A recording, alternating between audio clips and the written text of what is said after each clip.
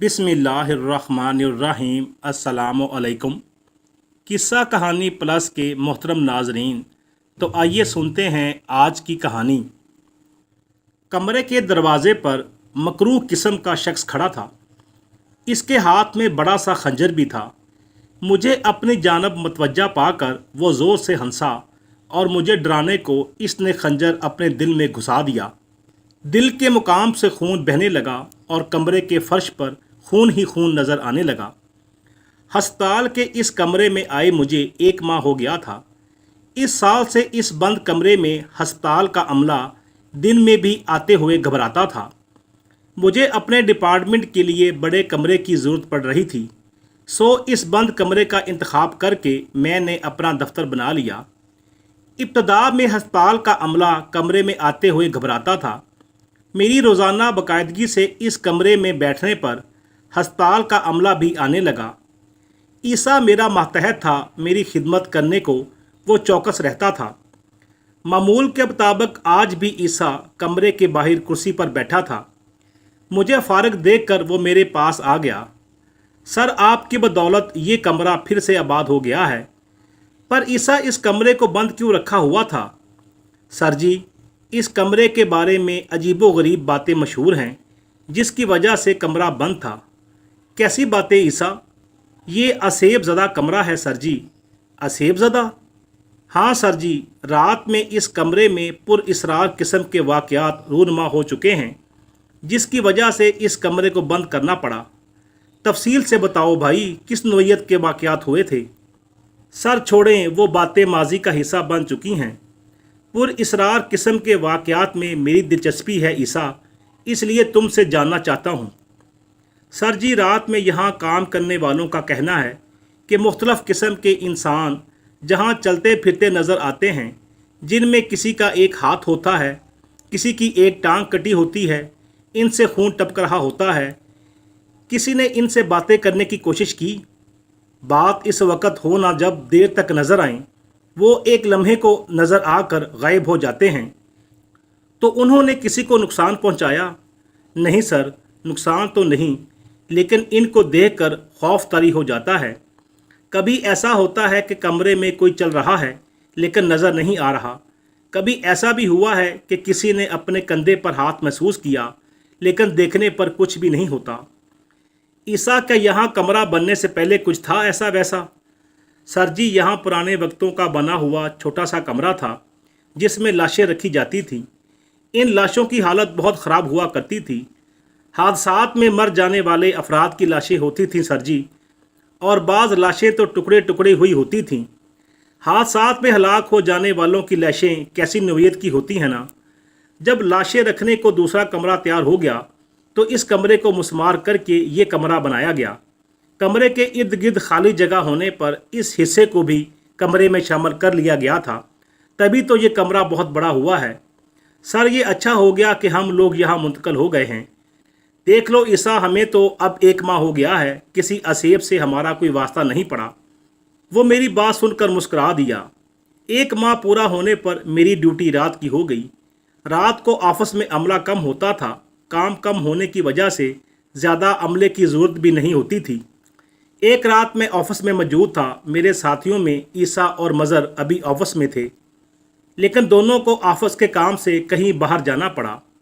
अकेला होने के बावजूद मुझे किसी किस्म का कोई खौफ नहीं था, पर अचानक ऐसा लगा कि ऑफिस में कोई दाखिल हुआ है, लेकिन दिखाई नहीं दिया। मैंने अपना वहम जानकर ऑफिस को दोबारा से देखा। चंद मिनट गुजर जाने पर किसी ने मेरे कपड़ों पर पानी फेंक दिया। मुझे हैरत का शदीद झटका लगा कि कमरे में कोई भी नहीं, तो फिर मेरे कपड़ों पर पानी किसने डाल दिया? मेरे सारे कपड़े गीले हो गए। समझ नहीं आ रहा था कि ये कैसे हुआ। कमरे का दरवाज़ा खुला और ईसा अंदर दाखिल हुआ। मुझे देखकर परेशान हो गया। क्या हुआ सर, कुछ परेशान लग रहे हैं आप? हाँ ईसा, परेशानी की तो बात है। ऐसा क्या हुआ सर जी? यार, कमरे में अभी कोई आया था, पर दिखाई कोई नहीं दिया और मेरे कपड़ों पर पानी फेंक दिया। देखो, मेरे सब कपड़े गीले हो गए हैं, पर कपड़ों पर तो कहीं भी पानी नज़र नहीं आ रहा सर जी। ईसा ने गौर से मेरे कपड़ों की तरफ देखते हुए कहा।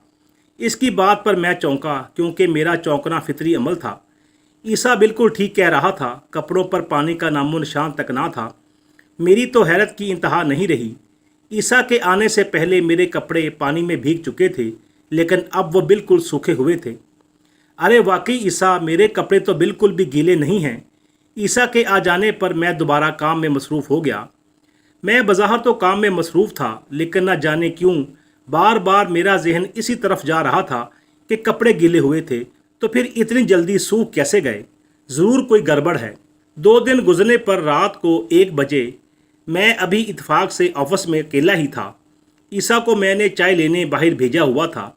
अचानक मुझे कमरे में किसी के चलने की आवाज़ सुनाई दी। मैंने चौंक कर आवाज़ की सिमत देखा, वहाँ कोई भी नहीं था।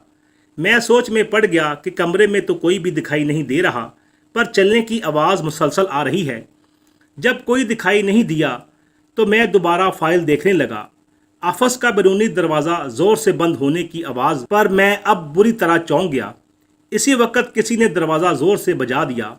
ये देखने को मैं अपनी जगह से उठा और दरवाजे की तरफ आया। दरवाज़ा खोलकर मैंने बाहर देखा, वहाँ पर कोई भी नहीं था। शायद हवा से दरवाज़ा बंद हुआ हो। मैंने खुद कलामी की और कुछ देर फाइल के मुताले में गुजरे। ईसा अभी तक नहीं आया था। अब किसी बच्चे के रोने की आवाज़ पर मैं हैरान हो गया। बच्चे की रोने की आवाज़ मेरे टेबल के नीचे से आ रही थी। जब मैंने टेबल के नीचे झांका तो वहाँ एक छोटा सा बच्चा बैठा रो रहा था।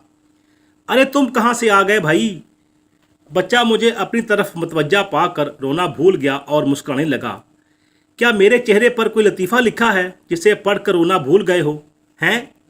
वो ज़ोर ज़ोर से हंसा और एकदम गायब हो गया।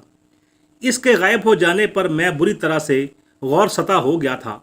रात का 1 बज रहा था। ऑफिस में सन्नाटा था। ऐसे में कोई बच्चा नज़र आकर गायब हो जाए तो डर जाना फितरी बात है। इसी वक्त ईसा ऑफिस में दाखिल हुआ। इसे देखकर मेरा खौफ कुछ कम हुआ।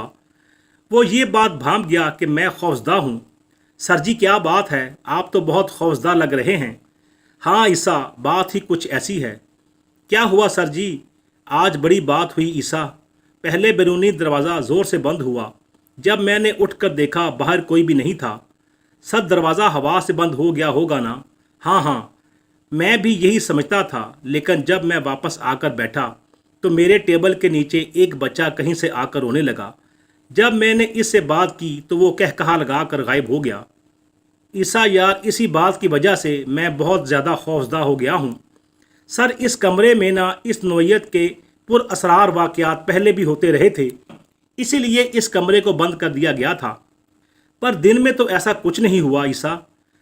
सर, पहले भी सारे वाक़यात रात में ही होते थे, दिन में कुछ भी नहीं होता था। इसकी बात सुनकर मैं सोच में पड़ गया। ईसा को मैं खौफजदा नहीं करना चाहता था, इसलिए इस मौजू पर फिर कोई बात नहीं की। पुरअसरार वाक़यात पर बात करना दफ्तर के मज़ीद लोगों को खौफजदा करना था। वो फिर से मेरे इस ऑफिस को दोबारा किसी और कमरे में मुंतकिल करने की बात करते। ये बड़ा और कुशादा कमरा था। ऑफिस सुपरिटेंडेंट की हैसियत से मैं यहाँ अपने अमले के साथ बेहतर अंदाज में काम कर सकता था। वो रात खैरियत से गुजरी। तीसरी रात इत्तेफाक से मैं फिर अकेला था। ईसा को मैंने चाय लेने भेज दिया था। मेरे जहन में ये नहीं रहा कि इस वक्त रात का 1 बज रहा है। ईसा के जाने के थोड़ी देर बाद दरवाज़ा ज़ोर से बजा। मैं चौंक कर दरवाजे की सिमत देखने लगा, क्योंकि दरवाजे पर एक मकरूज सूरत शख्स खड़ा था। मुझे अपनी तरफ मुतवज्जा देखकर वो ज़ोर से हंसा। ये क्या बदतमीज़ी है? कौन हो तुम? इसने बड़ा सा खंजर निकाल लिया। इसके हाथ में बड़ा खंजर देखकर मैं समझ गया ज़रूर कोई डकैत है जो कि खंजर दिखाकर लूटना चाहता है। क्या चाहते हो तुम? खाली खाली। क्या खाली? तुम क्या चाहते हो? खुलकर बयान करो। अब भी नहीं समझे? वो ज़ोरदार कहका लगाते हुए बोला। मुंह से फूटो तो सही। मेरी बात सुनकर एक लम्हे को इसके चेहरे पर संजीदगी आ गई। इसने खंजर अपने दिल के मुकाम पर घुसा लिया और धड़ाम से ज़मीन पर गिर पड़ा। इस आदमी के इस अमल से मैं बुरी तरह खौफजदा होकर और लपक कर इसके पास पहुंचा। वो खून में लथपथ हो चुका था। फर्श पर भी खून फैल रहा था। मेरी समझ में नहीं आ रहा था कि ये पलक झपकते में क्या हो गया। ये कौन शख्स है? इसने ऑफिस के दरवाजे पर आकर क्यों खुदकुशी की कोशिश की? मैं अपने डिपार्टमेंट को अब क्या जवाब दूंगा? इस वाक़या के बारे में मैं क्या वजाहत दूंगा? अचानक कमरे में ज़ोरदार कहकहा बुलंद हुआ। मैंने जब आवाज़ की सिमत देखा तो मुझे वही शख्स नज़र आया जिसने खुदकुशी की थी, लेकिन अब वो बिल्कुल तंदुरुस्त व तवाना और हशाश बशाश नज़र आ रहा था। जब मैंने दरवाजे पर गिरे हुए शख्स की तरफ दोबारा देखा तो वो वहाँ से गायब हो चुका था। वो आदमी दोबारा से बोला, खाली। तुम्हारे कहने का मतलब है इस ऑफिस को खाली कर दिया जाए, वरना तुम हमें नुकसान पहुँचा सकते हो। मेरी बात पर वो मुस्कुराया। हाँ, देखो, ये सरकारी अस्पताल है ना, और इस कमरे में ऑफिस लगाने का मेरा मकसद यही था कि ये एक बड़ा कमरा है और इतना बड़ा कमरा इस पूरी इमारत में कहीं नहीं मिल सकता था। क्या ऐसा नहीं हो सकता कि तुम मुझे यहाँ ही रहने दो? मैं वादा करता हूँ ना ही तुम्हें कोई तंग करेगा और ना ही किसी अमल के पास जाएगा कि वो तुम्हें अपने अमल के ज़रिए तुम्हें यहाँ से भगा दे। ठीक है, अपनी बात पर काम रहना। ये कहते हुए वो गायब हो गया। इस वाक़े के बाद अस्पताल में 7 साल तक काम करता रहा। किसी भी असेब ने मुझे कभी तंग नहीं किया। फिर मेरा ट्रांसफ़र कराची के इलाके औरंगी टाउन में हो गया। वहाँ आकर मैं अपनी जिम्मेदारियों में ऐसा मसरूफ़ हुआ कि इस कमरे को बिल्कुल भूल गया। 2 साल गुजरने पर मेरा इत्फाक से अपने पुराने अस्पताल में जाने का इत्फाक हुआ। इस तरह पुराने साथियों से भी मुलाकात हो गई। ईसा मुझे देखकर बेचैन हो गया। इसके अंदाज से महसूस हो रहा था कि वो मुझसे कुछ बातचीत करने का ख्वाहिशमंद है। मैंने इसे अपने पास बुलाया। खैरियत है ना ईसा? सर जी, वैसे तो खैरियत है, लेकिन वो कमरा जो आपके ज़ेरे निगरानी था वो दोबारा से बंद हो गया है। अच्छा, वो कैसे? सर जी, असेब किसी को वहाँ टिकने ही नहीं देता। पर पता नहीं आपने ऐसा क्या जादू किया था कि असेब ने आपके टाइम पर किसी को भी तंग नहीं किया था, लेकिन आपके जाते ही इसने अपनी कार्रवाइयाँ फिर से शुरू कर दी, जिसके सबब कमरे को फिर से बंद कर दिया गया है। असेब ने किसी को नुकसान तो नहीं पहुँचाया ना? सर, आपकी जगह पर जो सुपरिटेंडेंट मोहम्मद नईम आया था वो एक दिन बुरी तरह खौफजदा होकर बेहोश हो गया। इसके बाद किसी को भी इस कमरे में जाने की हिम्मत नहीं हुई। हैरत है, सुपरिटेंडेंट का जब ये हाल होगा तो आम मुलाजमीन का क्या हाल होगा? सर, आपके होते हुए असेब ने किसी को तंग नहीं किया। क्या इसकी कोई ख़ास वजह है? कोई ख़ास वजह नहीं, बस इस कमरे में रहाइश पजीर जिन्नात या असेबों से मेरे मुज़ाकरात कामयाब हो गए थे, इसलिए उन्होंने किसी को तंग नहीं किया। ईसा ने मेरी बात पर हैरानी से मुझे देखा और गुमसुम सा हो गया।